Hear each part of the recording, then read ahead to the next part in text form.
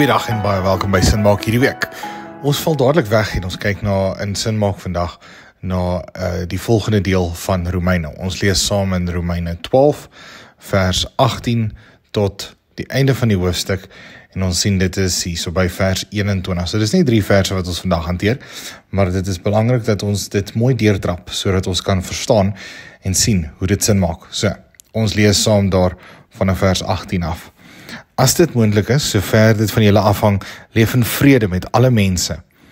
Geliefdes, moet julle nie wreek nie, maar laat ruimte vir die oordeel. Daar staan immers geskryf, aan my kom die wraak toe, ek sal vergeld, sê die Here. Maar as jou vyand honger is, gee hom iets om te eet. As hy dors is, gee hom iets om te drink. Deur dit te doen, stapel jy vurige kole op sy hoof. Moenie dat die kwaad jou oorwin nie, maar oorwin die kwaad met die goeie. Ons lees vandag net tot daar. In hierdie deel van Romeine sien ons, dit is steeds betrekking, vers 18 het steeds 'n betrekking op die boonste perikoop, waar hy dan nou praat van die eensgesindheid en hy praat van die onderlinge vrede wat daar ook behoort te wees, maar hy praat ook van die meelewing wat betoon moet word teenoor mekaar en teenoor die gelowiges. Maar nou begin hy en hy sê so, as dit moontlik is, Paulus impliseer hiermee dat hy weet, dit is nie altyd moontlik nie. En omdat dit nie altyd moontlik is om vrede na te jaag nie, sê hy so ver as dit moontlik is. En natuurlik hierdie eerstens kom van jou af. Jy as gelowige is die eerste deel van hierdie. So ver dit moontlik is, as dit moontlik is, so ver dit van julle afhang. Leef in vrede met alle mense. Nou moet ons 'n gedagte hou, so die eerste deel fokus hy op jou, so jy moet dit doen. Julle, elkeen van ons, so hierdie is 'n kollektiewe vorm van die jou. So dit is nie net jy nie, dit is julle almal, maar dit sluit die jy in. So ver dit van jou afhang, lewe in vrede. Nou hierdie vrede is 'n vrede wat ons sien aktief is. Jy moet die vrede najaag, jy moet in die vrede leef. Dit is nie net ek loop stadig in die rigting van nie, maar dit is 'n jaag na. Dit is 'n daadwerklike hardloop in die rigting van vrede. So dit is nie net 'n eenvoudige, oppervlakkige vrede nie, maar dit is daadwerklik 'n diep soeke vrede van alle mense. Vrede aan alle mense. Dit is nie net die Afrikaner nie. Dit is nie net die Engelse sprekendes nie. Dit is nie net isiXhosa nie. Dit is almal. Alle mense. Nou, ons moet in gedagte hou dat vers 18 stem ooreen dan nou met vers 17, in vers 17, waar hy sê, julle moet julle gedagtes lig en niemand moet met kwaad met geld vergelyk nie. Hy praat die hele tyd hierso van mekaar, en dit sluit nie net die gelowiges in nie, dit is ook die mense buite die kerk. So dit is in die kerk, maar ook buite die kerk. So, dit is die eerste deel wat ons hierso sien. Hierdie vrede wat nagejaag moet word, is vir alle mense, insluitend die wat buite die kerk is. Goed, dan gaan hy verder in vers 19. So, ons kan amper sien hoe vers 19 dan nou die volgende deel vorm, want hy begin met geliefdes. Moet julle nie wreek nie. Nou, ook, dit is wel waar, dat vers 18 en vers 19 is 2 afsonderlik, maar hierdie wreek stem ooreen met hierdie vrede. So hierdie wreek, moenie wreek nie, maar laat ruimte vir die oordeel. So die 83 vertaling vertaal hierdie vir my eintlik beter, want hy sê die oordeel van God. So wat se oordeel is hierdie? Die oordeel van God.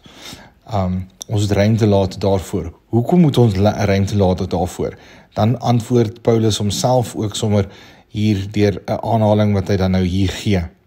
En hierdie aanhaling is 'n aanhaling wat ook voorkom in Spreuke. Ons sien dit uiteindelik ook in Spreuke 25 vers 21 en 22 waar daar aangehaal word wat die Here sê, aan my kom die wraak toe, So God alleen is die een wat mag oordeel. Dit vind plaas alleenlik deur God. So niemand anders mag dit doen nie, net die Here mag. Nou hoekom is dit so radikaal om hierso te sê jy moenie wreek of jy moenie wraak neem nie?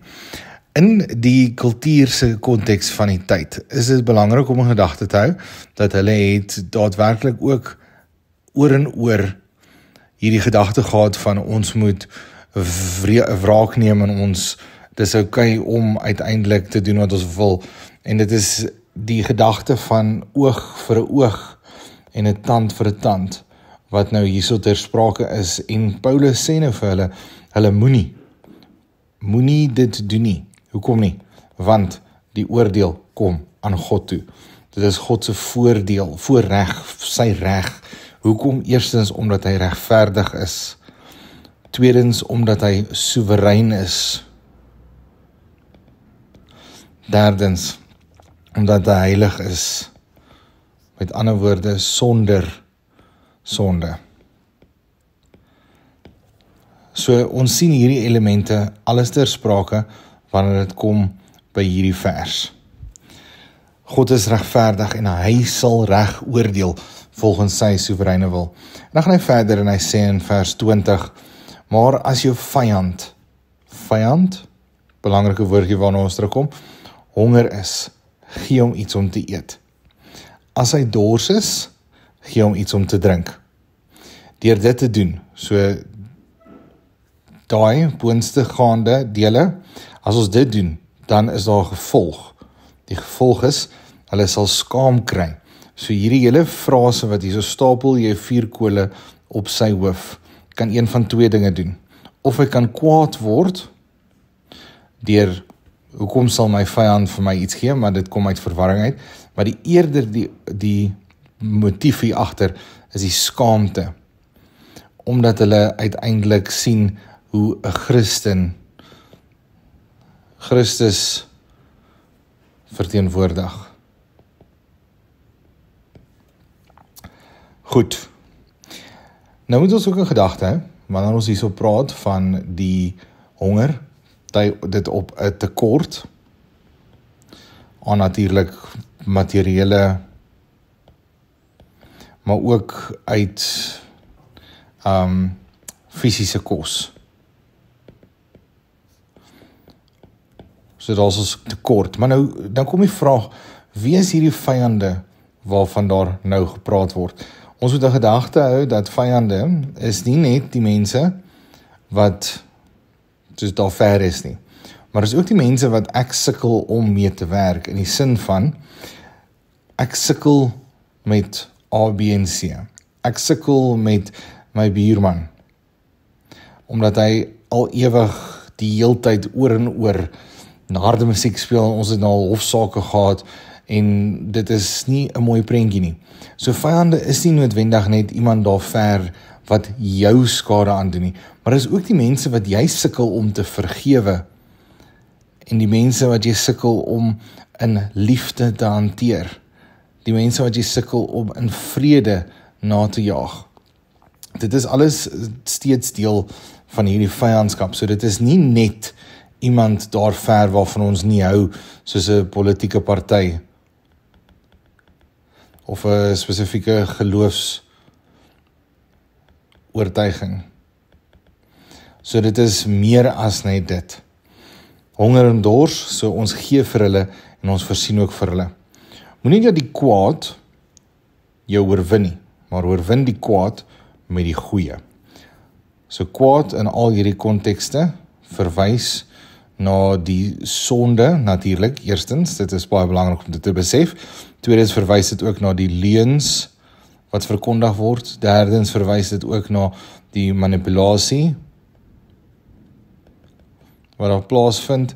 Dit verwys ook na die bedrog wat daar plaasvind. So dit is alles elemente wat ons kan amper sê abstrak is. En dit is voorbeelde van hierdie kwaad wat gedoen word. So die tekort aan die goeie. So ons moenie dat die kwaad ons oorwin nie, maar ons moet die kwaad oorwin met die goeie. En wat is die goeie? Dit is ook in ons verhouding met God. Ons sien dit ook as die goeie dade van die geloof wat gedoen word.